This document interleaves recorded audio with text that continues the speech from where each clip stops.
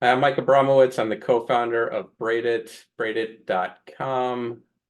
Feel free to follow us as Braid It App anywhere. That's Instagram, TikTok, wherever you would like. And you're watching and listening to Two Geeks Talking. Good morning, afternoon, evening, everyone. Two Geeks Talking is an entertainment industry interview show where we interview the creative people from the comic, film, TV, movie, and video game industries. And of course, I'm your host, Kurt Sasso. We are joined today by a very talented entrepreneur, as well as CEO, as well as founder of an amazing new communication platform for creators and business people alike called Braid. We're joined by the ever talented Mike Abramowitz, yeah, it's a long one, but extra points for getting it right. Thank you for coming on the show. I appreciate it. Yeah, thanks for having me. For those that don't know anything about yourself as a creative person, tell us who you are and what you're bringing to Two Geeks Talking today. Oh, wow. Yeah, I mean, you summed it up well when you said entrepreneur. I've built a career building a lot of different technology products. My first company out of college was like a dev shop where we partnered with people who had ideas and provided the implementation of it and basically discounted development fees to take like equity stakes or revenue share agreements in the venture. And as a result of that, kind of got to explore what it's like to be part of a lot of different early stage companies and build technology for a lot of different early stage companies, experience a lot of different failure and success. On the whole, sort of addicted to the new venture process, love bringing new ideas to life, love bringing new products to life. And if there's like one thing about me professionally, that's it. Like outside of work, it's just family, just a family guy. I got two young kids, a wife. Any extra time I get goes towards them. Yeah. That's wonderful. It's rare to have the work-life balance actually balanced these days. I wouldn't say it's balanced, but I certainly that's where I get my joy from outside of like professional stuff. Whatever I got to give, I give it there. Yeah. We have a lot of questions. We have a demo as well to go into with Braid because this is wonderful to see. This is something I haven't seen before, really, to this level. There have been wonderful social media platforms out there, but to be interactive and to be engaging with a community is always important to have. What inspired you to create Braid, and what problem were you hoping to solve in the market? Braid came about when I was CTO at another startup. We were trying to take it to market during the COVID lockdowns, and we saw interview style content, sort of clipped podcast style content as a mechanism to do it. But when we set out to create that type of content, we actually had a really tough time. And doing it in the scale necessary to fill a content calendar when you're not like a full-time creator was really, really difficult. So acknowledging the importance and the value of that type of content, plus the difficulty in actually creating it and creating it featuring a whole lot of different people, that was sort of the friction we experienced. Me and my partner had the idea of, okay, what if you could create this sort of asynchronously? What if you could create a topic, send it out, and have people respond to it, use that to kind of create content collaboratively, and from there be able to export the clips that you think are going to drive the most results on social media and in your marketing, etc. And that was the initial idea. Went through kind of a long journey getting the product to where it is now in its current form. When we first started, we had the idea to launch this actually as a social media product, where it was basically take that protocol of short video communication and have people actually create TikTok style content, like wiping through short conversations. And that product started as just short 15-second video responses between like you and as an interview and me, a guest. That evolved into open dialogues, which was you could create a prompt and anyone who had the app could respond to it. And then once we were live with that, we had businesses asking us like, hey, I want nothing to do with a new social product, but this would really, really help us in our content creation, like to get our executives on camera, get our clients on camera, just create the sheer volume of video content we want and need. We were getting an increasing number of requests for that. And at the same time, seeing like social products is a really, really big uphill battle to get to the point where it could be monetized. It takes a ton of venture capital money. That was at the exact moment that the venture capital world kind of collapsed. And so we had like two paths. Do we just keep kind of driving forward, or do we actually acknowledge what this feedback we're receiving is from people, that there is something to what we've created that creates a lot of value for them in a closed environment, not as a social product. We actually made that change around last year, around last summertime, and then started just rebuilding the whole thing around that, testing it, working with a lot of podcasters and creators to get it actually right and creating value for people, off and running with it and just making improvements to it kind of every day based upon what people are telling us they want and need. It's amazing how companies actually listening to their guests and the people that use their product. A lot of, say, video game companies could take note of what you're doing here and, provide value towards their fans. But I'm glad that you're actively engaging in feedback and using the feedback to make your product better. That's wonderful to see. Oh yeah, that's like core to, I learned that really early. That was one of the main things about that first business is we worked with so many different early stage companies. And one of the things that I saw people got into a lot of trouble with is when the founder or the founding team were so adamant about their take on what the product should be that they ignored sort of what people actually wanted or what the majority of people actually wanted. You got to kind of show up and be like water and be willing to take the shape of whatever that feedback is. And, let that feedback be the cup, right? That's a Bruce Lee Yeah. quote, but very, very poignant for product development. Yeah. It works. And it's great for the life cycle as well, too. It keeps you going. Yeah, for sure. Let's dive into some product features here because I think that's really important. Braid allows users to source, record, edit, and publish videos seamlessly. Can you highlight one or two unique features of Braid that sets itself apart from other video editing tools? Yeah, for sure. Philosophically, we want to help organizations create content that's featuring their team, featuring their clients, featuring other thought experts easily in a way that they've got enough content to fill up their whole content calendar, right? The main differentiator between what we do and sort of normal content creation is in that sourcing process. So we like to call it crowdsourcing content. But with Braid, you basically create a prompt, which is a topic or a question. Each prompt gets a link or QR code, and that link or QR code can be sent to whomever you'd like to collect responses from. And when they get that link, when it's convenient for them, they can take their time, think through what they want to say, do a couple takes, and respond back. And from there, you get a catalog of content you can pull from, combine, edit, and publish in a lot of different ways. First of all, that sourcing of content is pretty unique to us. The ability to just use a link, have people launch into a recording experience where they see the prompt, and then you as a creator to be able to work with those individual responses to either trim, combine, add your brand identity, sort of everything you would want to do all from the same product, basically streamlines the entire workflow for you. That's the hardest part about editing in general is you either have so much content or too much content, and it's hard to filter through that to focus on the exact shorts you want to do, or you try to do a short and you get no engagement or no response because maybe the taglines or the hashtags or the title just isn't drawing people's interest in. I'm glad there's a targeted approach here. Yeah, exactly. It's kind of like each braid is a container, right? And each response is sort of something that you can use to combine and edit and publish in a lot of different ways. Walk me through the typical process of creating content on Braid. Yeah, I think the first thing is to just think through, okay, who do you want to collect content from and what do you want them talking about, right? And that kind of happens outside of the product. We are working on some sort of AI stuff that'll take, AI takes all the thinking out of everything out of your head based upon your industry and whatever, what you should be asking people. But think through, what do you want to ask? Who do you want to ask it from? Then you just create this braid prompt. You can include a video greeting as well. So it'll be literally you saying, hey, everyone, this is what I'd like you to tell me, and here's how I'd like you to respond. Once you have that prompt, it's really easy to collect these responses. People will put the link in an email, they'll put it on their social media, at live events. We've got people who love using this at their trade show booth. They'll put a QR code up and they'll say, tell us a big problem you're having as an organization, or tell us what you loved about the demo you just received in our booth.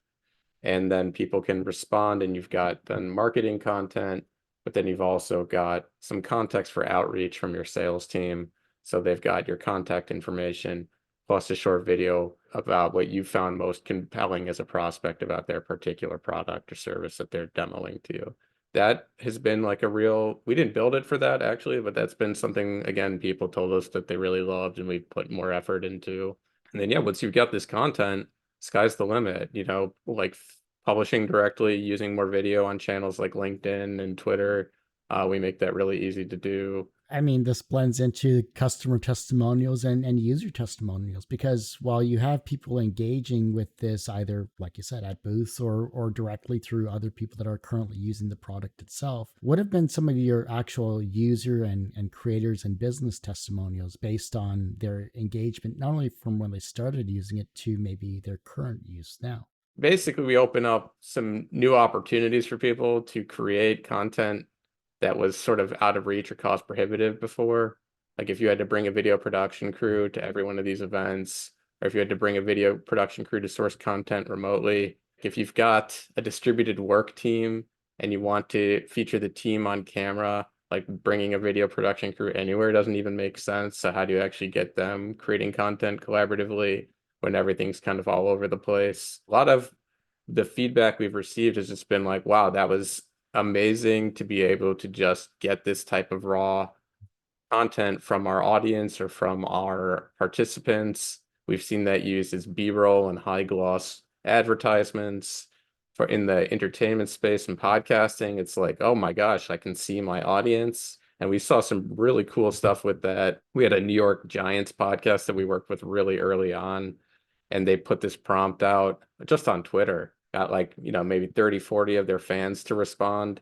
And it's just like cross section of the tri-state area. You got like a pizzeria owner, a Yeah. cop, like all big New York Giants fans talking about the game. And getting that type of content is pretty incredible. And just being able to push that stuff to YouTube, include your audience in the content creation experience, make them feel more part of it. It's a pretty special thing to be able to do. Well, the fact that everything is video these days really makes things so much more accessible from a video standpoint, but also from an audio standpoint as well. The fact that you can extract your audio content, throw it into a podcast as B-roll or as a lead into, say, a short or whatever is great to see, especially from an accessibility aspect. Being that it's a powerful medium, being that this media and Braid as well is a powerful platform. How do you see Braid helping businesses and creators leverage video content? And what advantages does video have over, say, other forms of communication? For businesses and creators, I mean, what video content allows you to do is actually, put your actual face out there, right? For like a business like professional services organizations where people are the product, law firms, consulting firms, etc., it goes a long way towards helping your existing clients feel connected to you so that you're top of mind when a new engagement comes up or new prospects to become aware of you. Like if you're on camera talking about things that are thought leadership subjects, stuff that you and your team know best, and you push that content to LinkedIn and somebody's scrolling, now they're not just reading some text post, they're actually seeing the team, hearing them, how they talk about a particular topic, they're passionate about a particular topic. It just goes a longer way towards building that connection and deepening that awareness.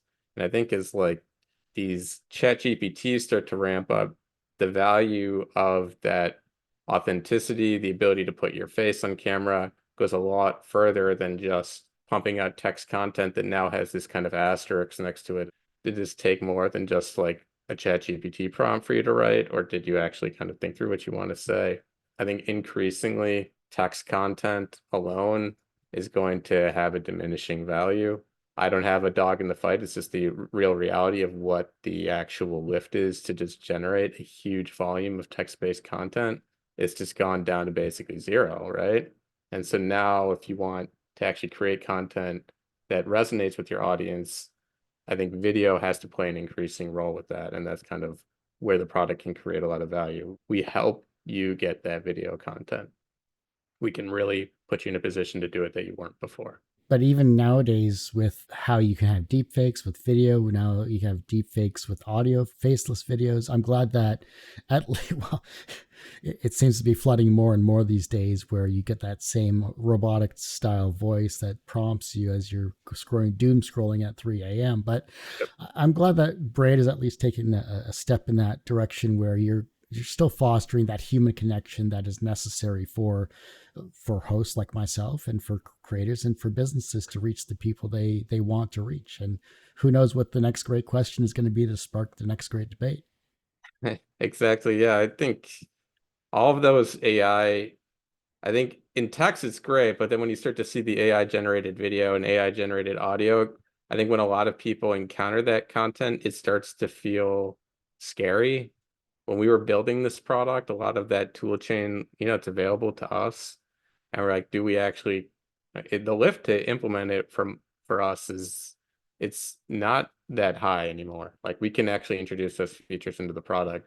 And we just made a strategic decision not to, because it's like what are you doing? Why why do you who actually wants this other than the fact that you can't, just because you can do something doesn't necessarily mean you should, and doesn't mean it's going to create any real value for you. Like I said, we want to help creators and organizations create content that's going to actually move the needle for them. Having them pump out AI generated robotic content, I don't think will personally. Well, luckily there are Google, YouTube, and those types of platforms are slowly cracking down on it. I still don't think it's fast enough, but at least they're stopping the monetization of this style of content, which is nice to see, or at least they're slowing it down, I should say. This engagement that we're struggling to get, that we're reaching out to people, we're trying to get the masses to be engaging with our own content. And with Braid, I love the user testimonials that I've read through your website. I love the fact that we had a quick demo. Just seeing what you could do with it just actively started getting me thinking about, well, how can I take the show to the next level? How can I reach the people that I actually want to reach? And I'm glad that there's at least this platform. So, this has been a wonderful conversation so far. No, yeah, I think it's kind of funny with podcasting because when we actually started this product, like we sat in a room and we're like, who are we going to reach out to first? Like who's going to give us the best product feedback? And we were like, well, this is kind of an interview product, right? Like who actually creates the most interviews? Who's going to be that we can actually get in front of, that's going to give us real product feedback and be willing to work with us? And we arrived at the conclusion that it was podcasters. So we spent really about the first year and a half of this business just reaching out to podcasters, having them try the product. Even like in when we were a social app, it was the same thing. Just tell us what is going to add value for you, what features here help you, what features don't, what's this look like. And so podcasters really did shape a lot of this. And the main use case we see for podcasters is like unique audience engagement, right? Bringing them into the content in a way that they just previously couldn't. And then including them on video to the extent that video starts to get more popular in podcasting becomes really powerful. And to your point, like just stripping the audio off and including the audio as well. Yeah.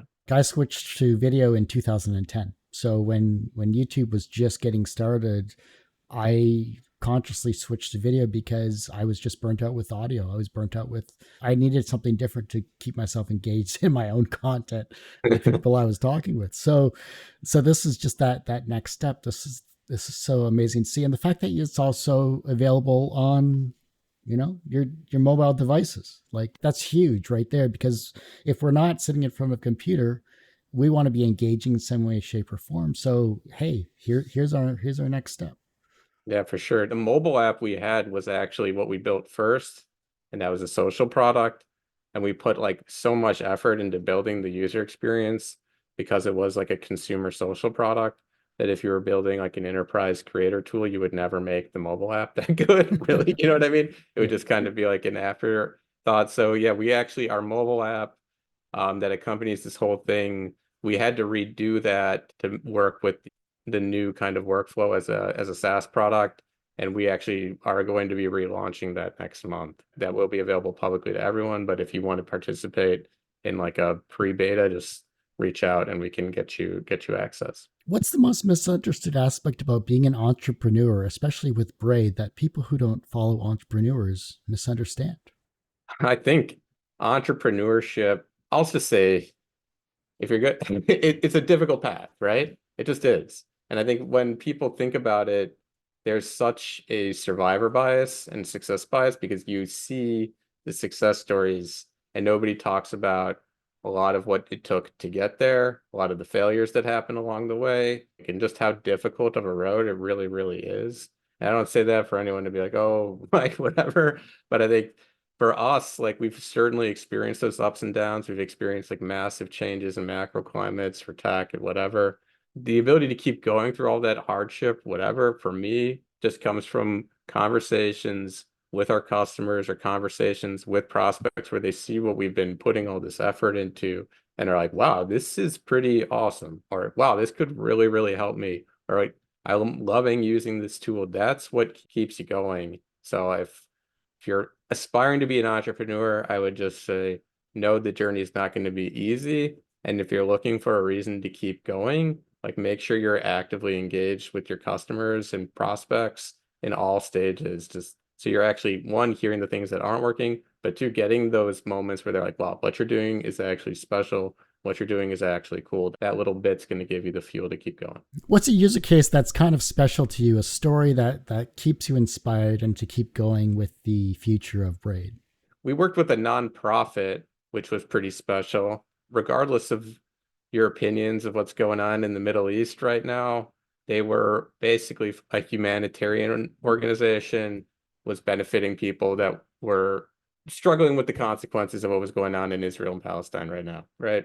So basically, to actually create some sort of demo reel of where the donations were going, they used Braid to source content that came sort of directly from the front lines of Gaza. And they had, soldiers responding. They had people who had just sort of received the benefits from the charity responding, and they used that to create a combined video that they played at a donor dinner, and the donors were completely moved by it because they could see firsthand from the beneficiaries how they were able to help them. Watching that whole process unfold was pretty impactful to me and pretty special to me. It also got to use some of our new like translation features, which are pretty amazing and AI driven. They were recording native content in like Hebrew and Spanish and able to generate captions in English so the audience could understand it. And yeah, that really stood out for me as one of those moments that was like, what we're doing is actually pretty cool because how else were they going to do this? Like it would have been a whole crazy operation. And in our product, they could just like, hey, tell us how we helped. And then people responded and they got the content and they published the clip and boom, that's it. Being able to edit your videos is always important. I like the fact that you said, think before we speak and then post the content. I think that's something that a lot of people don't do these days is thinking before they act. They're just so used to instantly posting something without a filter. Yeah, fair enough. As good and as bad as that can be, if you think before you speak, you're able to put out a more poignant point and content for the masses. From an editing perspective, Braid does come with a built-in video editor. Can you share some details on the editing capabilities and how users can customize their videos to match their brand identity? Yeah, so it has a full video editor, full video editing capabilities baked into it that you can edit individual responses or combined responses to make longer clips. That's got everything you could really expect and want out of a video editor. The brand assets is something unique to us so that you can kind of preload a lot of your brand identity, like logos, pre-roll videos, end-roll videos, if you have an audio logo or something like that. And you can have those quickly available to you in the video editor so that as you're making clips, you don't have to kind of go fumbling around looking for them. They're just front and center for you. And that's a nice feature that we've got. Our goal actually for next year with the product is to try to keep people out of the editor, meaning like when they respond to stuff, we deliver like at least two formats of each response. One that's just the raw response. You can do whatever you like with it, and another that's already kind of pre-edited in the standard template that you like ready to go. So it's got the captions the way you like them, maybe a logo in the top left corner and like a chevron of who's speaking or something like that. Yeah, that's our goal for the next year, is to basically keep people out of the editor. So we're doing a lot of that work for them and increasingly use a lot of these AI tooling to basically make it so that anyone can create sort of high quality video assets without even having to open a video editor. because as robust as our video editor is, the fact that it's that robust sort of scares a lot of people off, right? Keeping people out of it and just getting them the raw asset they want and simplifying it we want to make people's lives better. Just give me what I need. I've got these responses. I've got a little clip. Boom, that's it. We just help in a big way. You know what I mean? So Short and simple. exactly, yeah. As a founder, what exciting developments or features can users look forward to in the future of Braid? And are there any upcoming milestones or expansions on the horizon? Yeah, so we have a lot that we are about to release that we're really excited about. So in the nearest term, what we're going to be releasing is really powerful translation capabilities on the captions. And I was just testing this with someone this morning. They recorded a response in Danish, and I wanted to have the captions in English, right? Within the product, you can just have the captions automatically translated into whatever language you want. They get captioned natively to the language that's detected by our AI. Another near-term feature that people have requested is the ability for Braid to send reminders. Seems like a simple thing, but people, when they send these prompts out, everyone's so busy, and they don't want to send a million follow-ups asking people to respond. What the new feature allows you to do is have the system send a reminder every day or so until due date or a response is received. But looking like longer term at the roadmap, where we're focused at is using video content as the backbone for the creation of derivative assets and using AI as a mechanism to achieve that. So for every response that comes in, if you wanted to pick like 2 or 3 responses to a prompt, you can create a video clip, but you can also create like a blog copy and image assets to accompany it. So basically be able to run sort of a full content strategy, video first, using Braid. And that's where we're focused a lot of our development efforts for the coming year. So this basically becomes kind of one-stop shop for sourcing the content, creating all of the derivative assets, scheduling them to be published to your social, and then running your full kind of content program directly from here in a way that's a lot cheaper, easier, and able to feature perspectives that you couldn't get otherwise. Yeah. That's the hardest part about scheduling content. You feel like there's never one stop shop for all of the socials you're already attached to. So I'm scheduling and pre-posting and pre-scheduling feels like months in advance just for a single interview Yeah. to Facebook, Instagram, TikTok, YouTube, whatever, Blue Sky, whatever else is out there these days. And it feels like I'm like going under as I'm Oh my doing all gosh, of yeah. this stuff. Yeah, we currently have like direct integrations with like the major social apps where you can just publish the content directly. One thing that we do that's somewhat unique is we allow you to link, like for LinkedIn, you can link your organization and your personal account. So if like you're managing this for a company, people can post to the individual account, or you can basically give them access and say, hey, we'd love you to post personally because everything gets a lot further reach. So you could have like the C-suite posting from a catalog of video content directly created from Braid, and that's pretty powerful. Scheduling aspect of that's on near-term features should be this quarter, where basically you can build your calendar within here. Is there something that you're excited about that you haven't talked about that you're just like really chomping at the bit to get out there? I am really, really excited about those derivative asset features. I think that's like a groundbreaking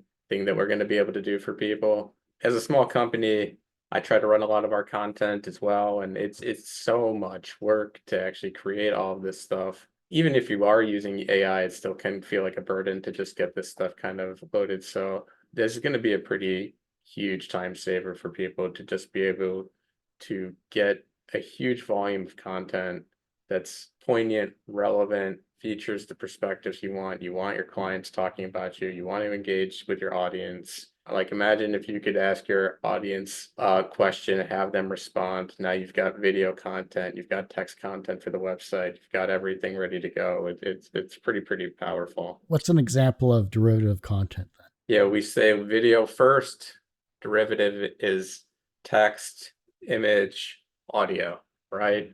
So basically being able to start with that video asset and then have it create those derivative assets. So you can get your blog copy, get your podcast episode, get your image carousels, all from clicking a button. All right, let's dive into the live demo aspect of this here. Here's a quick demo of Braid. We make it really easy to source, record, and edit and publish primarily your video content. But what you'll see here is when you log in, you're going to see a lot of me because this is my account and I use the product all of the time. You've got a list of your recent braids, which act as a container for these responses that you collect. Each braid has a prompt. So the prompt is what you are asking your audience or what you're asking your clients or what you're asking your team to respond to. So you could say, how do you interact with your audience? A response length, you can get up to 5 minutes now. So you basically say, how long do you want people to respond? Access is like across your organization, who's going to be able to work with this content. You can include a video greeting. So everyone who clicks the link will see you asking them this question. So I can say, hey, everyone, I just want to hear how you're interacting with your audience right now. Send me a quick 30-second video response and I'll work it into the upcoming episode. And so then when they click through and actually see this braid prompt, this video will play and it kind of personalizes it and allows you to give a little bit further instruction. And the last thing is kind of cool. That's replies visible. That's like, do you want who's ever got this link to be able to see what other people have said and be able to respond to them with video? So that allows you to kind of create more question, response, reaction, answer, more conversational style content through this protocol, or like disabling it for testimonials, just like, hey, send me a response. You can't see what everyone else has said. And then when you create a new one of these, you've got your link, you've got your QR code, right? And the QR code, like I said, is really, really popular for live events, trade shows, places where people are trying to collect content directly from an event floor and use that content for things like follow-up outreach or just their marketing materials. Or the link itself, you can share it on social, you can send it in an email, you can put it in a text message, however you think is going to get the best sort of responses from people. This is our upcoming release environment. From here, you've got some more additional options. Like this is the ability to create some reminders, like I was talking about. So who do you want to get this link? What frequency do you want them to receive it with? What message do you want it to say? And basically taking that burden of collecting these responses off of you as the braid creator. And then, yeah, once you've got this link, you just click in. Whoever sees it, they'll see the question. How do you interact with your audience? Say next. Hey, everyone, I just want to hear how you're interacting with your audience right now. Send me a quick 30-second video response and I'll work it into the upcoming episode. So I can just respond real quickly. Say, I interact with my audience using Braid. Obviously, I made Braid. And then these responses come in. You can play it back, do as many takes as you want, or just click upload. And it'll ask you for a little bit of contact information from the person so you know who sent it in. And then once this processes, it'll be available to me to use in my clips, etc. Looks like it just finished processing. So this is my greeting. This is the response. If I click into the response, we generate the transcription immediately for you. I can edit this individual response, like just trimming white space, or launch like a full video editor on it. All of the edits get version controlled. So I can and like I said, we've got these brand assets ready to go. So I can basically make a quick branded asset. That'll create a new version of this. And then if I want to basically add all these responses to a clip, I can take each of these responses, add them to a clip, and that's going to basically create that combined asset, right? So imagine you've got like 20 different people that responded. Now you can create a short clip that's got 20 reactions to that prompt ready to go. Again, you can change aspect ratios, like create it for LinkedIn and Twitter, do better with like 1x1. YouTube, you can do landscape type video. You just got to make sure you get it right. And yeah, that's the clip creation experience. Any kind of questions? Taking through that really quickly. I mean, you showed the user interface, which was amazing. The real time collaboration, that was a nice section right there as well. The editing seems a lot nicer. I think the only thing would be a time factor would be creating your assets originally just to get yourself prepared and ready. But once you have them, I mean, they're so interchangeable. It's great to see. Yeah, and each of these responses is, like I said, you can publish it, take it to Twitter, you can link personal or business accounts, LinkedIn, kind of wherever you want to take it, and it makes it really kind of quick and easy to publish this type of content. You can do that with the raw responses as well. So if I came in here, I can publish this anywhere. Like I said, all the edits are version controlled. If I wanted to restore a version, it's going to get rid of that edit. A lot of really powerful stuff, like where we're actually taking this product to. Like I mentioned, some of the translation features. If I come in here and I actually wanted to translate the transcript and say, give me this in, I don't know, name a language. Chinese. Let's do it.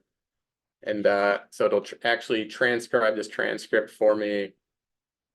And then if I come in here and go in, it'll say, I'm sure that's entirely accurate. I don't know. We have actually stress test a lot of them, a lot of the different languages that we're supporting. If there is something wrong with it, you can come in and edit however you see fit.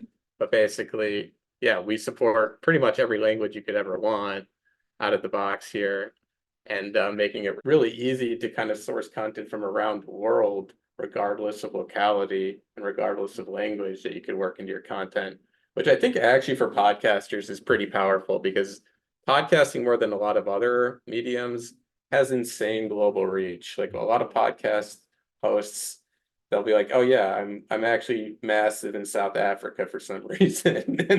And it's true. So basically, regardless of what language they want to respond to, and you can actually work with the content. I did a poll recently regarding the show, and I basically said, how can I make the show better? Using Braid, I think, would be a great way to get that interactivity as well too. But I did a basic Google Forms poll. Said, how can I make this better? And a lot of the responses were, well, English is great, but you need to have more languages. You need to have more options for those that are not primarily English speaking countries. I'm like, you're right. I agree. This is something I need to do. So I think this would be a wonderful addition to that. Yeah, definitely. And like we've seen, a lot of big creators will just launch like entire channels on YouTube that are like their Spanish language channel, and it'll do extraordinarily well for them, and then be another monetization point. Mr. Beast definitely did that. That was who I was thinking of. Yeah, the QR code. I mean, like for live streams too, if you do live streaming or webinars as an audience engagement, putting the QR code up, letting people respond during the live stream, so they can actually send you something more than just like a text chat that you can interact with. And that's why we actually built this sort of playback feature, so you can actually play the responses if you were sharing your screen. Maybe I can show when this got more responses, but oh wow. Yeah, so you can actually like tick your way through each of these. See a lot of Mike, but does that make some sense? That's really great to see. And the fact that you can see the responses on the left of those videos is really helpful. Like, shows your interactivity and engagement. I'm pretty proud of this, honestly. And like I said, we built this with podcasters first. A lot of what you're seeing is through conversations with podcasters, and like what's going to actually help them get their content out the door a lot more quickly. And our thought was, if we could build a great tool for them, for businesses that aren't great content creation machines, they're going to be able to adopt this. For individuals as well. Like we've had people want to use this for like a birthday solution, where they just collect responses for somebody's birthday and say like, everyone says happy birthday, which is not what we built it for, but go nuts. Hey, it's a different form of engagement. Yeah, exactly. The one thing that I am curious about is the analytic, to see if something is working or something isn't. Does Braid have analytics or performance analytics regarding either individual clips or maybe on an average? Is there anything like that? So one of the things we do have, for the individual responses, we have like a sentiment score that we're going to be introducing that sort of grades like how people felt about what you were responding with. But in terms of the analytics and integrations on social, Like that's a good call out. And basically that's probably the last piece of this being a really, really all-in-one solution that can supplant like, some of these other scheduling tools. So once we've got a scheduling tool on top of it, just even showing some analytics about impressions and like count, et cetera, that full suite of services. And then basically you've got our ability to kind of crowdsource content, our ability to edit and publish content, plus the analytics on top of it. It's sort of at what else could you possibly want, honestly? With a scheduling calendar showing where your questions are being posted to, and then the responses you're getting back from them, would be an interesting tracking aspect in terms of, oh, I'm getting more interaction on this question on Instagram for some reason compared to, say, LinkedIn, or YouTube or Twitter is actually giving me more interaction for the exact same question. A lot of great information there. It's very easy to use from what it looks like.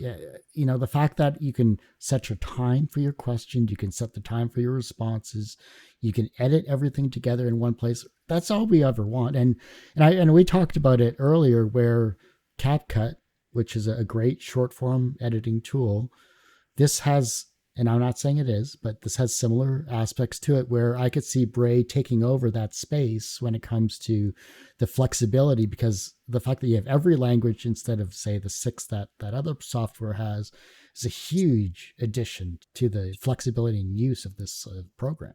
It's just amazing now what we're able to do now. A lot of what we had talked about, even when we had first started development on this about 2 years ago, and we sat in a room with like our features, and some of it was like, okay, that's like a nice to have, but that would take us a decade to build.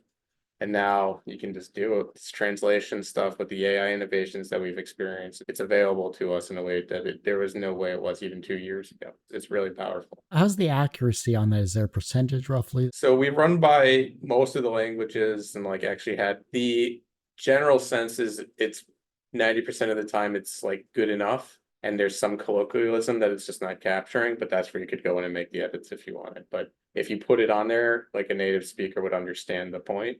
They just maybe wouldn't phrase it that way. That level of effort, that's pretty darn good. Yeah. Right. No, that's amazing. That is really good. And look, this is a wonderful piece of software. I definitely can see use in it. I definitely see the flexibility of it. Now getting me to think more about how could I use it, or how can I use it, not even in a live setting. Like, I think a live stream would be amazing as that extra piece of content, but also for pre-recorded stuff like this. The possibilities are endless, more so in my mind than, say, an AI could come up. Yeah. No, there's definitely like a lot of very cool stuff you can do with it. But we approach most conversations that we have with anyone about, hey, tell us about what you're doing. Probably a way to do this, to apply our software. Yeah. Everyone has one person that inspired them on their path to where they are today. Who was that for you? Well, that's a big question. Like from day zero, I have to talk about my father. He's always been a huge inspiration for me and just like a great guide. We come from a pretty entrepreneurial family. My grandfather was a business owner. My dad was a physician, but he actually like started a practice on his own. So we're sort of entrepreneurial in nature. And when we think about like what you should do with your life, what you should do with your career, the first thought is like always do it for yourself. Like, how are you going to do this for yourself? That's a conversation. And then with this business in particular, I worked for a serial entrepreneur in another venture. His name was Jerry Zolden, and he's always given me some of the best advice along the way. We try to grab coffee at least like every other month, at least once a month. As you go through any sort of entrepreneurial undertaking, anyone who's kind of been there before, from sort of the earliest stages of it, this is like an idea, to this is something that's working, to this is something that people see enough value for to reach into their wallets and pay for, has been there before and can help guide you along the way. Like if you can find a mentor like that, it's going to just up your chance of success tenfold. And for him, I'm extremely grateful. From a professional standpoint, you are, of course, a successful entrepreneur and family man as well. So professionally, you are successful in that regard. Do you consider yourself personally successful? No, I think because it's not like for me, it's not like the job is done, I guess. You know what I mean? I feel like we've got a really great opportunity here with Braid It and what we've created and what we're doing. We've got a long way to go to make sure that everyone who could potentially get value out of this product is, and we're getting it in front of them. I think we're on a path to get there, but professionally, a lot of what I see as this being a successful business, a successful undertaking is just sort of growing the amount of people that see the value in what we're doing and are able to get the value out of the product. Yeah. The reverse of success is failure. How do you deal with your failures? Yeah. I've had so much failure in my life as a entrepreneur that I think learning how to deal with failure is part of any success that I've had.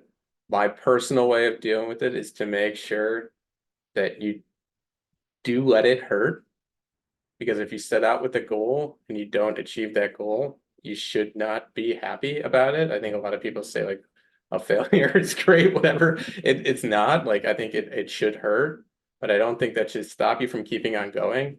So let it hurt, feel that in the moment, keep on going, look for the lesson, make sure it's an opportunity for improvement.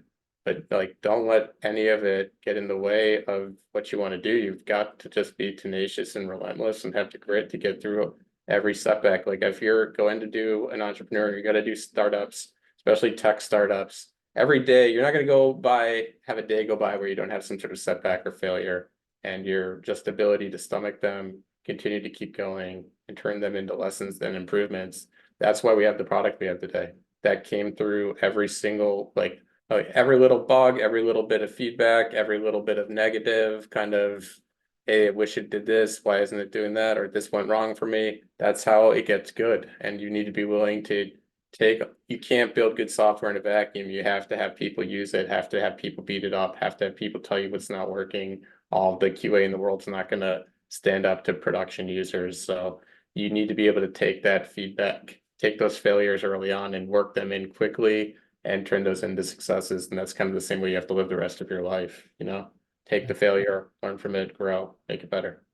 The younger generation is looking at your work and they become inspired to be creative in their own way. And the fact that you have the younger generation with you looking up to you, maybe you're inspiring them down a creative path in some way, shape, or form. How can they inspire the generation that follows them? Wow. I think being willing to take risks and being willing to look silly and foolish and fail, improve as a result of it, like, that's how you get to be any sort of success. And just the willingness to do that sort of publicly and let people see the process, I think is inspiring. And I think what this younger generation, the way they are really great on social media, are really do embrace video content as a way to do it. I think it humanizes a lot of that process. And I think that their ability to, if they do take an entrepreneurial journey, publish it publicly, show what they're going through, will be inspiring for those who follow them. Well, Mike, I do hate to say it, but that ends this particular episode of Two Geeks Talking. I want to thank you so much for showing us Braid and it's all in all its glory. It's amazing. Oh yeah, thank you so much for having me on. I really appreciate it, and glad you see the value. And anyone else who wants to see it, just head to our website, braidit.com, or just reach out to me on LinkedIn. I'm really active on LinkedIn. I'll provide an affiliate link as well for Two Geeks Talking to get connected this way as well, because I see the value in it. I got to thank Rena Friedman Watts for putting us in touch. She's an amazing person. Sure. And thanks again. This has really opened my eyes, and hopefully it will open a lot of other creative eyes to this amazing product. Well, like I said, that ends this particular episode of Two Geeks Talking. You can, of course, find this interview at twogeekstalking.com. That's TWO or TGT Media.